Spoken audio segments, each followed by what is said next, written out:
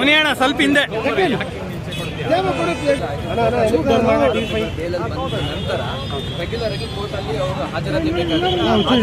ಇವತ್ತು ಡೇಟ್ ಇತ್ತು, ಅದಕ್ಕೆ ಎಲ್ಲ ಆರೋಪಿಗಳು ಇವತ್ತು ಹಾಜರಿದ್ರು. ಒಂದು 2 ಆರೋಪಿಗಳನ್ನ ಹೊರತುಪಡಿಸಿ ಎಲ್ಲ ಆರೋಪಿಗಳು ಇವತ್ತು ಹಾಜರಿದ್ದಾರೆ. ಕೋರ್ಟ್ ಅವ್ರನ್ನ ವಿಚಾರಣೆ ನಡೆಸಿ ಮತ್ತೆ ಅವ್ರದ್ದು ಮುಂದಿನ ವಿಚಾರಣೆಗೆ ದಿನಾಂಕ ಕೊಟ್ಟಿದ್ದಾರೆ, ನಿಗದಿಪಡಿಸಿದ್ದಾರೆ. ಸರ್ ಮಾಫಿಂಗ್ ಆಗ್ತಿದೆ, ಒತ್ತಡ ಇರ್ತಿದೆ. ಕೆಲವು ಆರೋಪಿಗಳ ಮೇಲೆ ಸಹ ಆರೋಪಿಗಳ ಮೇಲೆ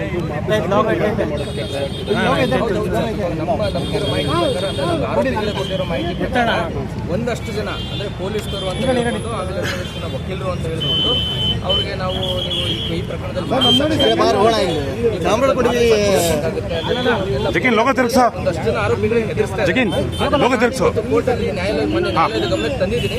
ಅದಕ್ಕೆ ನಾವು ಸಂಬಂಧಪಟ್ಟ ನ್ಯಾಯಾಲಯಕ್ಕೆ ಸಲ್ಲಿಸಿದ್ದೀವಿ. ಇವತ್ತು ನ್ಯಾಯಾಧೀಶರು ಸಹ ಅದನ್ನ ಹೇಳಿದ್ದಾರೆ, ನಿಮ್ಗೆ ಆ ಥರ ಯಾವುದೇ ಗ್ರೀವೆನ್ಸ್ ಇದ್ರೆ ನೀವು ಅರ್ಜಿ ಸಲ್ಲಿಸಿ, ನಾನು ಅದ್ರ ಮೇಲೆ ಏನು ಆದೇಶ ಮಾಡಬೇಕು ಅದನ್ನು ಮಾಡ್ತೀನಿ ಅಂತ ಹೇಳಿದ್ದಾರೆ ಸರ್. ಆರೋಪಿಗಳ ಮೇಲೆ ಇಲ್ಲ, ನಾನು ಅದನ್ನ ನನ್ನ ಅರ್ಜಿನಲ್ಲಿ ನಾನು ಹೇಳ್ತೀನಿ ಸರ್, ಯಾವ್ಯಾವ ಆರೋಪಿಗಳಿಗೆ ಆ ಥರ ಮಾಫಿ ಸಾಕ್ಷಿ ಆಗಬೇಕು ಅಂತ ಅವ್ರಿಗೆ ಬೆದರಿಕೆ ಬರ್ತಾ ಇದೆ, ಆಮೇಲೆ ಆಮಿಷಗಳು ಕೊಡ್ತಾ ಇದ್ದಾರೆ, ಅದನ್ನ ನನ್ನ ಅರ್ಜಿನಲ್ಲಿ ತಿಳಿಸ್ತೀನಿ. ನಮ್ಮ ಮಾಹಿತಿ ಪ್ರಕಾರ 3 ರಿಂದ 4 ಜನ ಆರೋಪಿಗಳು ಮಾಫಿ ಸಾಕ್ಷಿ ಆಗಬೇಕು ಅಂತ ಹೇಳಿ ಅವ್ರ ಮೇಲೆ ಒತ್ತಡ ತರ್ತಾ ಇದ್ದಾರೆ. ಈ ಪ್ರಕರಣದಲ್ಲಿ ದರ್ಶನ್ ಅವ್ರ ವಿರುದ್ಧ ಮಾಫಿ ಸಾಕ್ಷಿ ಆಗಬೇಕು ಅಂತ ಹೇಳಿ ಅವ್ರ ಮೇಲೆ ಒತ್ತಡ ತರ್ತಾ ಇದ್ದಾರೆ. ಅದನ್ನ ನ್ಯಾಯಾಲಯದ ಗಮನಕ್ಕೆ ಇವತ್ತು ತಂದಿದ್ದೀನಿ.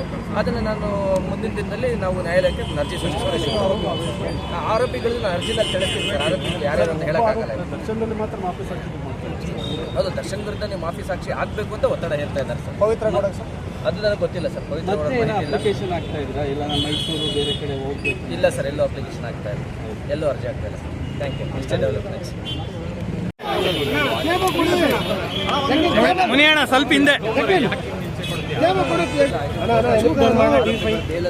ನಂತರ ರೆಗ್ಯುಲರ್ ಆಗಿ ಕೋರ್ಟ್ ಅಲ್ಲಿ ಅವರು ಹಾಜರಾತಿ ಬೇಕಾಗುತ್ತೆ.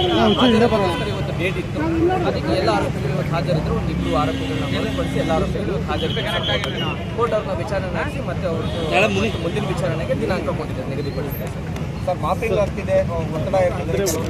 ಕೆಲವು ಆರೋಪಿಗಳ ಮೇಲೆ ಸಹ ಆರೋಪಿಗಳ ಮೇಲೆ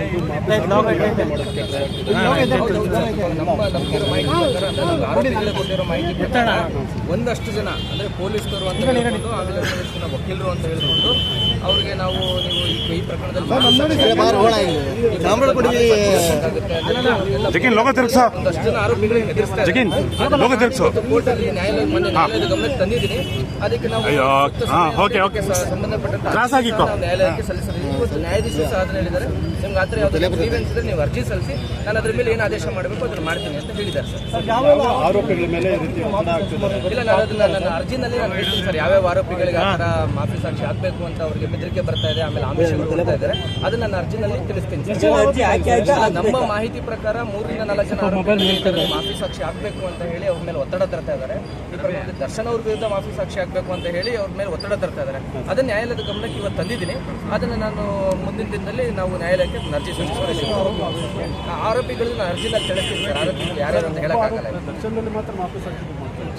ಅದು ದರ್ಶನ್ ವಿರುದ್ಧ ನೀವು ಮಾಫಿ ಸಾಕ್ಷಿ ಆಗಬೇಕು ಅಂತ ಒತ್ತಡ ಹೇಳ್ತಾ ಇದ್ದಾರೆ ಸರ್. ಪವಿತ್ರ ಅದು ನನಗೆ ಗೊತ್ತಿಲ್ಲ ಸರ್. ಪವಿತ್ರ ಇಲ್ಲ ಸರ್, ಎಲ್ಲೂ ಅಪ್ಲಿಕೇಶನ್ ಆಗ್ತಾ ಇಲ್ಲ, ಎಲ್ಲೂ ಅರ್ಜಿ ಆಗ್ತಾ ಇಲ್ಲ ಸರ್. Thank you. ಇಷ್ಟೇ ಡೆವಲಪ್ಮೆಂಟ್ಸ್.